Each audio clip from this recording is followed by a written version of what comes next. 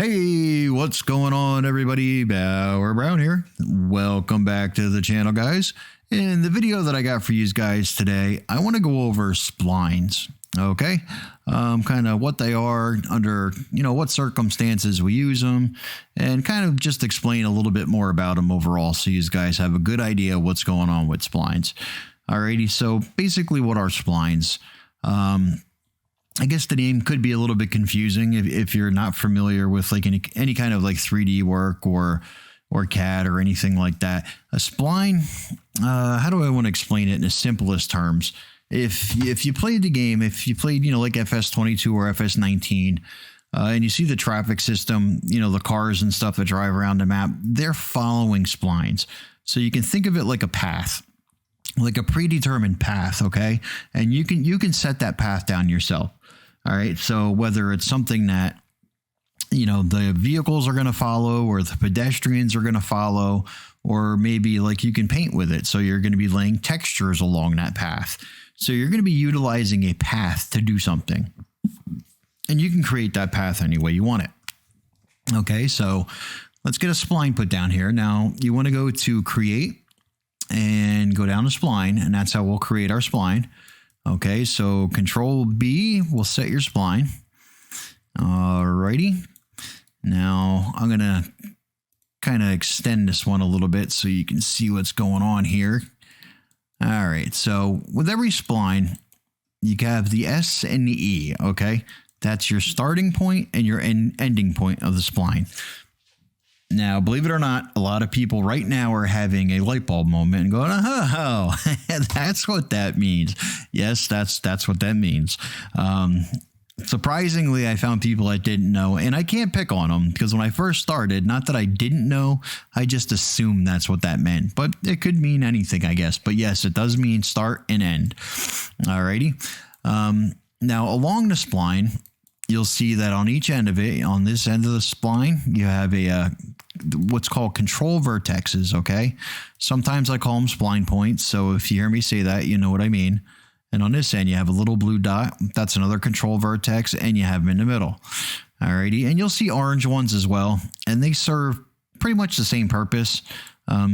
So I don't really use them at all. I just disregard them, and I stick mostly with the blue control vertexes, because that's, you don't have any orange on the ends. So if you stick mostly with the blue, you'll be in good shape. Alrighty. Now, the one thing that I want to put out there first and foremost, and this is the thing that, in my opinion, is the most important thing to remember about splines when you're working with them, is to not rotate the spline. Okay, so let's say you set down the spline right here. You got a brand new spline and it's facing up and down like a north-south direction. But let's say you wanted to go east-west. Well, your natural inclination would be to grab the green rotate handle here and just spin it. Not good. You don't want to do that. And not that it's bad, per se. It's not terribly bad anyhow. But in most applications that you're going to be using a spline, you don't want to do that. Things like spline streak constructor, it's going to screw you up. Having rotated your spline, it's the streak constructor is not going to work the way you want it to. When you're doing traffic systems, that's going to screw you up. Your traffic will just come to like a complete stop, and you don't want that. So you want to, for me, a rule of thumb is to never rotate your spline at all, ever. Even though it's safe in some situations, it's safe, it's not in others. So to be on the safe side, just don't do it at all. Just don't do it. You hear me? Don't do it. All right, so you're like, that's great, Bauer, but what the hell? Right now it's facing north and south. They want it to go east and west. So what are you supposed to do about that? Well, let me tell you. Let me show you exactly what to do about that. All right, so go to one end of your spline. I'm going to go up here to my starting point, right? And I'm going to hit Control B, and I'm going to put that over in the direction I want to be going. You can kind of see what's happening already, right? Not hard. All right, so at the end here, you can see I got a little bit of a hook. So instead of trying to grab this end point here and try to straighten that out, I'm just going to hit delete it all, delete it all together. And now I got a perfectly straight spline that goes east and west instead of north and south. All right, so That was super easy. Now with splines, you can control these control vertexes. Maybe that's why they call it a control vertex. You can control those. You can move them around if you want by just grabbing them and dragging them, right? So you can move them any old way you want. You can add additional control vertexes by hitting insert. That will insert a new one. You can obviously hit delete to delete them. All right. So say we want to make this is going to be part of a traffic system. So I'm up here on the end. And what I'm going to do is I'm going to hit insert first of all to get myself a control vertex there. I'm going to hit Control B for interactive placement mode, left mouse button, but I'm going to hold in my left mouse button. Now, as I move, I'm going to hit insert and I'm just going to keep kind of making that line. All right. Just drawing it where I feel like it needs to go. Like so. Okay. You get the idea. Well, I went off the screen a little bit there, but you get the idea. Okay. So now I got bunches of control vertexes all the way around the spline. And the way it works is when you're laying these down, and more especially when you're moving them, it works kind of like a combination of, I want to say between like an anchor point and not so much I don't want to say it. One of them acts as an anchor. Another one acts as like a pivot. Okay. So when you're moving these around, see how that kind of works? Like one of them will stay pretty much stationary and it'll pivot around the rest. I guess it's not the best wording or example, but that's roughly how it goes. Alrighty. So like I said, if maybe you didn't get it in the shape you want, you can go ahead and you can start moving. You can drag these into the shape. All right. So when you want to click one of these, when you want to select one of these control vertexes, you just got to get close to it. Right? See that? See how I wasn't right on it? I was only like right next to it or pretty close. Nope, that one didn't take. I need to be a little bit closer. There we go. So you don't have to be right on it. Okay. All right. So once you're on, once you're on the spline, you can navigate along that spline. All right. So if you hit your up arrow key, right? So that'll take you to the start of the spline, and the down arrow key will take you to the end. All right. Now, if you don't have arrow keys, you can go up to File, go down to Preferences. Okay. And you can change, go to Shortcuts, and you can change these. So if you go down to, this component, these are your splines, switch up, switch down. So here's your up and down arrow keys for component start and component end. You can assign something else to that. Just double click on it and you'll be able to assign something else to it. Okay. And that's in case you don't have like arrow keys, maybe, I don't know. I guess you can get creative and figure something out from there. Alrighty. So like I said, up and down will get you to the beginning and to the ends of the spline, but you can also go left and right. So going right will take me from start to end, going from point to point by using my right arrow key. Okay. And then my left arrow key obviously takes me from the end to the start. Now that might not seem like much, but that's going to come in really, really handy when you're working on traffic splines and you got multiple splines that are all crisscrossing each other and you don't know which point is which. Trust me, you'll learn to love it. Okay. So now a spline doesn't always need to be at ground level like you see here. It can be up in the air, depending on your application. Maybe you're doing some ground sculpting or something like that. And, you're using a spline to do that sculpting. So, you can have this up in the air. Now you got to remember with like traffic systems, especially if anything like pedestrians or traffic that's going to be following along that spline, if it's up in the air like that, that's what your vehicle is also going to do, is it's going to go, it's going to leave the ground surface and go up in the air, and you don't want that. But anyhow, let's get back to splines here. So with a traffic system, I'm going to use the traffic system as an example. A traffic system works on what's called a closed loop. Now, there's many splines that make up a traffic system, but in the end, you can't have anything like this. You can't have any open ends, right? They all have to be connected to each other, creating a closed system, right? So it's just one leads into another. There's no dead ends anywhere, and that's what they call that. They call that a dead end, right? So it has to be a closed loop. All right, so there's going to be a whole lot of splines making it up, but they all have to be interconnected. All right, so in this case, you have a couple options, right? So let's go up to the ending. Oops, the end. And I'm going to hit Control B. Okay, and as I hover over top of this, it's critical that your spline points or your control vertexes are exactly right over top of one another. If they're just a little bit off, it's not going to work the way you want it to. So now you're thinking, well, Christ, that's going to be hard. So what do I need to just zoom in to, like, you know, this close and try to, yeah, believe it or not, that's kind of the way we used to do it. And it's a major pain. Don't want to do that. So in this scenario, say if you only had this one spline with this one loop right here, okay, you can hit O for open, close. Just hitting O will basically open and close your endpoints of your spline. Okay. And then I can open it the same way. Just hit O for open and I hit O again to close. So it toggles your open and close. Alrighty. Well, let's say I don't want it to be one continuous loop. I just want to overlap these like I was talking about. All right. So trying to get those over top of one another is damn near impossible. All right. So hit Control B. All right. And as you get close to the spline point or the control vertex that you want to overlap, just get close to it and hit S. All right. And that S is what we call stitching.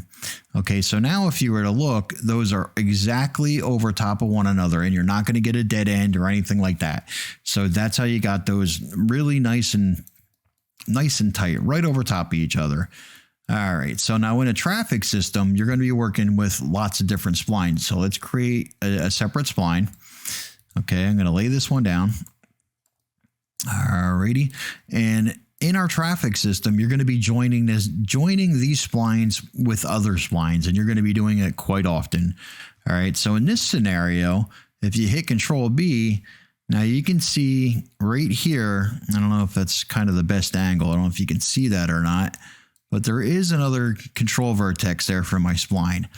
All right, so now I'm going to hit Control B and watch as I get close to that control vertex. I don't know if you can see how that happened. As I get close, see that? It just kind of snaps into place. It's like an auto stitch, right? Boop, right over top of it, just like that. Just snaps on there. All right, now strangely enough, this only works with two separate splines. If you've seen what I had over here on this spline, if you're working on the same spline, now these are different points here. This is a start and an end point. See that? It doesn't work that way. See, for some reason, it doesn't work that way. Not for some reason, I'm sure it's a good reason. Working on the same spline, I guess if you get too close to another one of your points, it's just going to screw you up. So you don't want to do that. You'll have to hit S for stitch and then you can get them right over top of each other. But when you're working on a separate spline, trying to join two separate splines, those points will snap together. Okay, so you don't have to try to stitch them or anything like that. You can just hit Control B, get close, and it will put itself over top of that vertex. I guess that might not be the best example there since that one's floating out in left field. Like right here would be a good example. See that? Now I got all three of those points right there over top of and occupying one teeny tiny little space. I know this might seem a little bit confusing now, but as we start working with these things and as we start getting in the traffic systems and stuff like that, it's going to make a lot more sense to you. Okay. All right, so now when you're laying down splines, if you look around my map here, for some reason I decided to keep all these hills and stuff in here. I don't know why, but I did. And so they're here. All right, so let's take this spline here, okay? And we lay that down. Now, the way the angle of a spline works basically is it goes from one point to the next. So if you change your angle, see, we only have 2 points here, right? And that's determining our angle. From this point to this point determines our angle. All right, so maybe if we're doing a traffic system, right, and if you want to go all the way up there to that other corner, you're thinking, well, shoot, the best way that I can think of is just Control B, and there you go. We're over there. Yeah, not quite. So what's going to happen here is if you have a vehicle following this spline, you can see what happens here where this hill is. It cut right through that hill. All of your high spots, it cut through, right? It's only going from end to end, right? So anything in between, it's going to cut right through, if this other end happens to be lower, which it is. All right. So instead of doing that, and especially with a traffic system, the way to defeat that, to get around that, cutting through things is just, you want to hit insert, keep your spline points closer together. Okay. So your control vertexes, just keep them closer together. And this way, if you come up, man, I am crooked. I am all over the place. I swear it's not New Year's Eve and I'm not drunk. I don't drink, as a matter of fact, so that wouldn't matter. But anyhow, you can see what happened there when, by keeping them closer together, I was able to catch that elevation change as it happened. Now, since I was doing the whole drunken thing going up this hill, I made them a little bit too wide. In that case, I would just click on one of my vertexes and I would just pull it up just a little bit. Okay. And then maybe I would go to the next vertex and I would pull that one up a little bit. Okay. But when you do that, you need to watch that you're pulling up the rest of it. See how I kind of made it goes up a little bit too high now. And if traffic was to follow this, that traffic would go up in the air right there. So the way to get around that, would either be one, me personally, I would just, I would delete these and just do it again because it's not a really long run. But if I needed to, I would go to one of these spline points and I would just insert. I would just insert additional points like that. And then it makes it a lot easier, to get these points down on the ground without lifting the rest of it up. And you got to pull them up just a little bit at a time like that. Okay. And that's kind of what I would do. So that's where it comes in handy, being able to insert points and delete points. And see, you get the idea. All right. And that's really critical with traffic systems. Sometimes it doesn't, sometimes it's not as critical, like with painting. If you're going to paint with splines, it's not going to really matter that much. Then you can just shoot a straight line across the map and it really won't matter too much. You'll get the hang of, what situations it's better to keep the spline, hugging the ground surface and other ones where it's not. And like I said, these aren't just for, ground level. If you look on the French map, there's hot air balloons in there, and those hot air balloons are following a spline. That's how those, hot air balloons, know where to go and how to get around on the map and stuff like that, right? So let's see. What else do I got with splines here? Like I said, we use them for traffic systems, pedestrian systems. I went over that. We use them to paint and sculpt with. Let me see if you guys, I don't know how many of you guys have downloaded. Let's see if I can I'm going to create another spline here. Okay. And I'm going to lay this one down right here. Let's go to the end point of that spline. Okay. So I'm going to take this and I'm going to lift that up in the air. Alrighty. So if you look up here in, if you go to scripts, you'll see something down here that says terrain. So you can paint terrain by spline and set terrain height by spline. All right. Now with this, you actually have to go into, and this isn't going to turn into a lesson on how to use this. You would actually go into the script editor,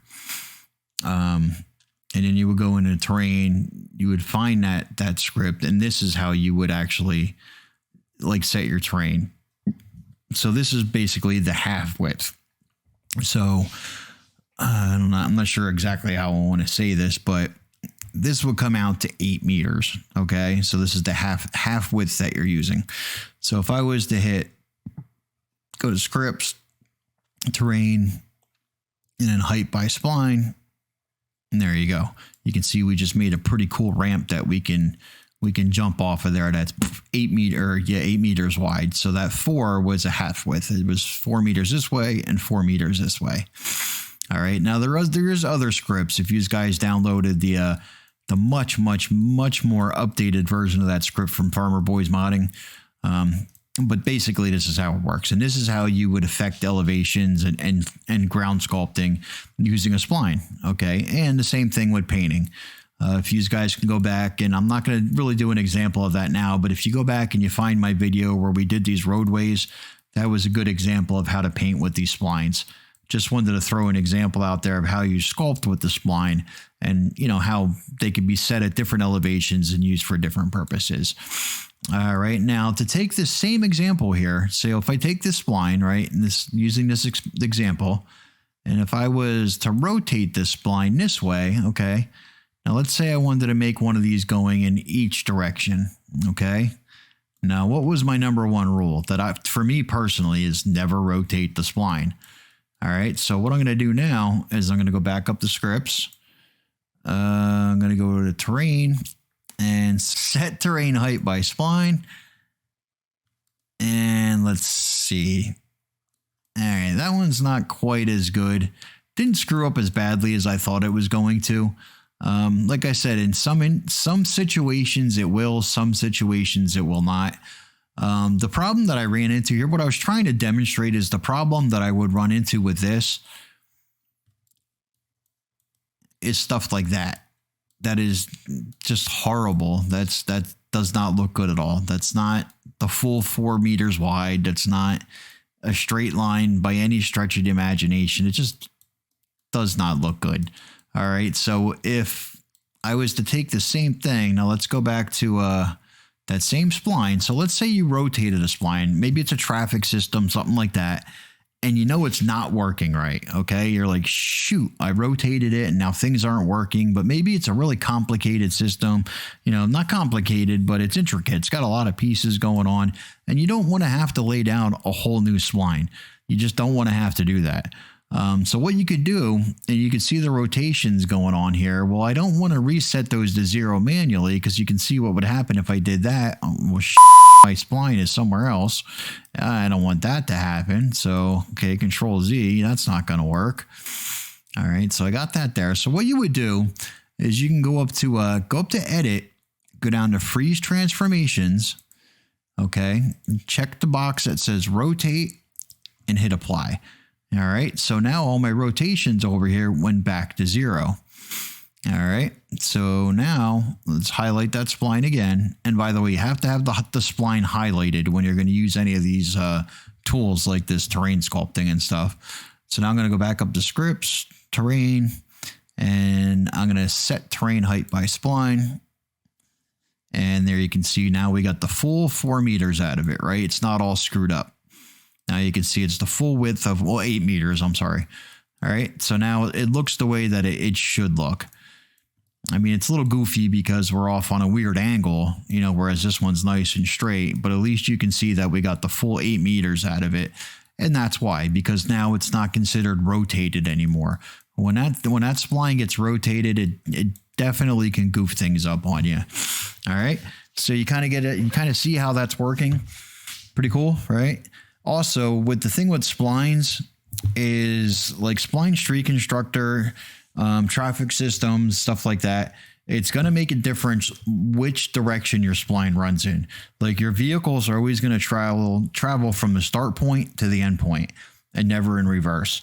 And I've done it more than once where I put down a spline and realized, shoot, it's going the wrong way. And maybe it was a really long spline. I'm like, well, I'll be damned if I'm going to lay that one down again. At least no time today. I'm not going to do that. I'm not going to delete that spline and have to redo it all over again just because I made the spline go in the wrong direction. Well, if you just hit R, if you watch my start and end points there you go.